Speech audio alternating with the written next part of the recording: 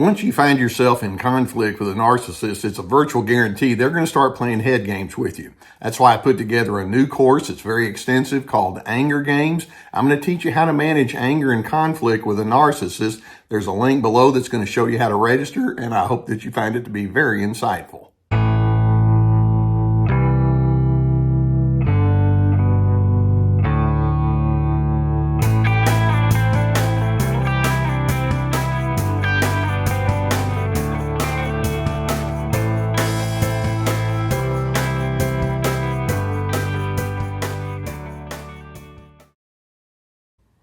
I want to begin today with a reminder that narcissists will play games with honesty or truth or facts. They're constantly trying to figure out how to maintain an edge over you. And so if they can say, well, what you label as bad, I label as good. What you say is false, I label as true. And these individuals will gaslight you left and right by trying to keep you confused about what is up and what is down.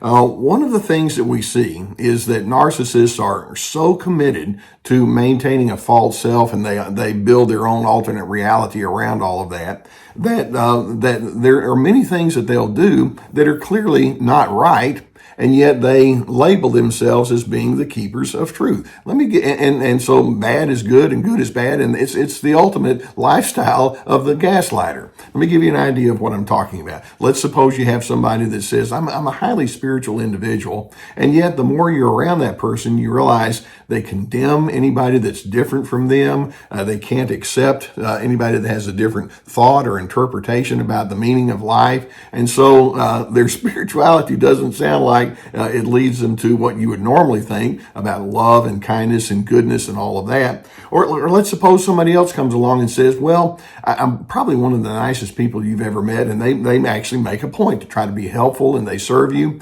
But over time, you realize that they're gathering points for themselves to play against you. Later on, they may call you out because you don't appreciate them, or they can pout and all when you don't give them what they want. And it's like, well, what I'm trying to portray as good is actually a part of my scheming nature. I just don't want you to know that. Or it could be that somebody will say, oh, I'm a highly flexible person, and yet when you disagree with them, you find how rigid they are. And so what they'll do is they'll say, well, what you interpret as rigid, I interpret as trying to push goodness forward. You just don't seem to appreciate it. You're the problem. What is bad is good, as far as they're concerned, is what you want to say is good is bad. That's how they operate. Now, this sets up the possibility of a multitude of patterns. And I want to run through several of them with you. And I want you to get an idea of how narcissists, in their labeling of bad as good, it's their way of trying to play games with you. The more you're able to see it, then the more you're going to stay out of their clutches. For example, narcissists are notoriously critical. Okay, we're not going to put that in the excellent category. So you call them out on it. And they'll say, oh, I'm not a critical person. I'm just someone who uses common sense. Well, common sense is good. And so they try to put a label of good on what is bad, and they're trying to keep you confused. And it's like, no, you're being critical. And they think, oh, you just don't know what you're talking about. Or another thing that we can say is narcissists refuse to be accountable. They don't want you to know everything about what's going on in their life. And that's not a healthy kind of way to maintain ongoing, growing relationships. The narcissist, though, will paint it in a different kind of way. They'll say, well, I can't afford to stay inside your box. You're such a controlling person. And so what you call as me not being accountable is actually you being very domineering over me, and we're not going to have that. I'm the good person. You are bad.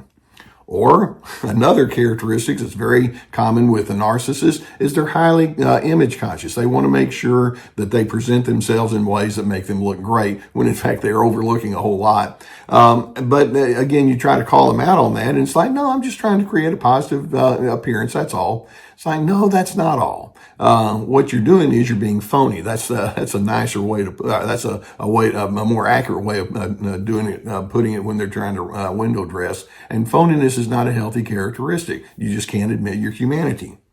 Narcissists, another of their common traits that don't bode well, is that they're easily belittling. They'll berate individuals who don't do what they want. Now, what they'll say is, "Well, I'm simply trying to point out the obvious. So I'm the giver of common sense. I'm the giver of decency." When in fact, no, you're berating, you're belittling individuals. They call what's bad good. Or narcissists are known for sometimes using fake empathy. They try to show that they're tuned in and interested in you, and they want you to know, well, actually, I'm quite a trustworthy individual. And the truth is, that's actually the wolf in sheep's clothing, when in fact, actually what they're doing is they're trying to get an inroad with you so that they can know more and more about you that they can use against you later. Or another one, and this is a big one, narcissists are known for being angry, and sometimes they can be very ferocious in their anger.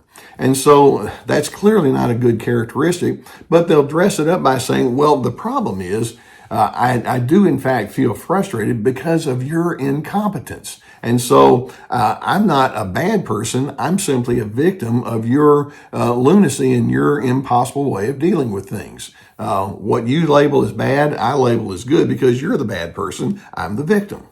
Or another, they can go into the passive aggressive route and they can be proactively non-compliant. And so again, that can be a very disruptive feature. But at the same time, they'll say, well, no, what you're interpreting it wrong. I just need time to myself. And, you can't possibly fault me for that, when in fact, no, I'm punishing you with silence, but they won't admit that. What a characteristic that's meant for bad, they label as good and reasonable. Or they'll speak about you very poorly, to other individuals. In other words, they use triangulation. They work you against other individuals behind your back, or they'll use a smear campaign. But then, again, if they're caught, then they might just say, well, what I'm trying to do is be honest. People need to know the truth about you. And so, of course, it's going to come at your expense, and I'm going to leave out a whole lot of context, and I'm sure not going to talk about my negatives in this. You say what I'm doing is bad. I say it's good because I'm helping other individuals. Or it might be that you just they'll blame you for their problems. You know, I had a failure in my work, or this project fell apart. And then when you say, well, there's a reason for that, they'll say, yeah, the biggest problem that I have is you can never see what's appropriate. You're a malcontent. You're always finding out things that are wrong. And so if I do something wrong, it's because I was trying real hard. You just like to point out the things that are bad. Or another one, narcissists require lots of affirmation. They require lots of validation, and when in fact it's a outpouring of their insecurity. And they'll say, "No, it's just I like to be friendly, and I like to give encouragement. I like to receive encouragement. What's wrong with that?" When in fact they don't acknowledge that they're trying to cover up so many of their negatives by having people falsely give them positive regard. Now, all of this illustrates that narcissists are masters of double talk. What you interpret to be bad, I declare to be good. And despite all of their pathology, they're going to label you as the errant person. They're going to label themselves as the gold standard. Go figure. But that's part of the pattern. So, of course, when you're exposed to this, particularly on an ongoing basis, let's say it's somebody you live with, or you have in your extended family or work setting, or etc., this can set up all sorts of dysregulated emotion inside of you. You're going to become impatient with them, or agitated, or tense, or you express bewilderment. Sometimes you can go into a strong argumentative mode toward them. And you know what's going to happen when you display all of that? They're going to, first of all, they love it when you unravel, but they're going to say, you see, right there, I'm the good person. Look at how troubled you are. You're the bad person. I'm a rock. You're quicksand. And so they'll take any expression from you and turn it into this, I'm good, you're bad, mislabeling, and the game continues. So I'm hoping that as you see this, you can decide, you know what? My relationships are not a competition. I'm not trying to decide who's good or who's bad, and I'm not going to try to be the ultimate authoritarian person who has to declare my preferences upon everyone else and make sure that they do everything exactly as I say. I'm simply going to be someone who stands inside my understanding of honesty and truth and facts. And if the narcissist wants to come along with their gaslighting and turn it into mumbo jumbo, that's certainly their prerogative, but I'm not playing along with that anymore. I mean, it's kind of like you jumping on their merry-go-round. You go round and round in circles, and there's a lot of activity, supposedly, but you're getting absolutely nowhere. I don't want to be on that merry-go-round. Now, here on Team Healthy, we want to stand for things that are right and reasonable and good. And you don't have to say this out loud to the narcissist, but inwardly you might be thinking, no offense, but your false labels of good versus bad have no place in my reasoning and in my decision making. It's pitiable that you have to twist truth and sacrifice truth in your efforts to try to survive and to try to be a one-up kind of an individual. I feel sorry for you. My truth is DRC. No, Dr. C. DRC stands for dignity, respect, and civility. I know that that's not something that you understand. You just play games with all of that, but that's going to be my anchor. And if you want to come at me with your dishonesty, that's certainly your prerogative. But my commitment to the characteristics of dignity, respect, and civility will override your mumbo jumbo, false self, alternate reality. I'm not playing your game anymore. Now, I hope that videos such as this can give you some clarification of what you might be dealing with. If you haven't already hit that subscribe button, I would encourage you to do so. I consider it a privilege when you allow me to be on your journey. So thank you for doing that. Hit that notification bell when you subscribe, and we're going to keep more videos coming towards you. Now, you know that I've been sponsored for years by the people at BetterHelp.com. So many times when you're dealing with something as confounding as this, it could be good for you to get some therapeutic assistance.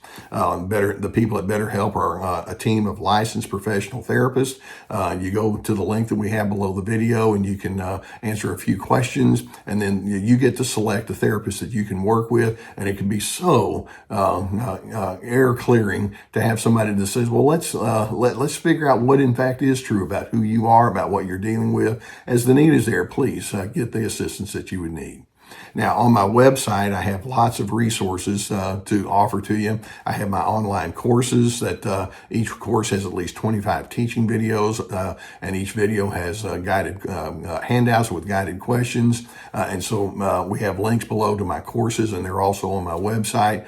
Also on my website, I have my webinars that are 90-minute PowerPoint presentations. They too have proven to be quite popular. And I mean for these to be a part of your therapeutic journey. So I hope that you would take advantage of those, along with my articles, access to my podcast, my books. So we have plenty of resources for you. Narcissists will gaslight you and gaslight you and gaslight you by saying what you think is bad, I declare to be good. And it's like, nope, I'm on to it. I'm not playing that game anymore. I'm hoping you can learn to trust in your own interpretations, and you can trust in your own healthy characteristics. And in doing so, you maneuver yourself away from their influence. And as you do, I hope that it allows you to have more and more emotional steadiness. And in the end, it positions you to become a consistent person of peace. I so hope that you can have your internal peace.